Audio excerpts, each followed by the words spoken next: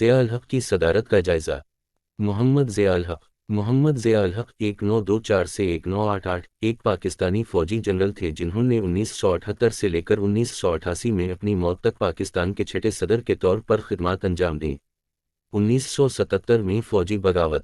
اپنے دور صدارت میں ضیاء الحق نے ملک کی اسلامائزیشن کے مقصد سے متعدد پالیسیوں کو نافذ کیا، جن میں شرعی قانون متعارف کرانا، اسلامی عدالتوں کا قیام اور اسلامی بینکاری کے طریقوں کو اپنانا شامل ہے۔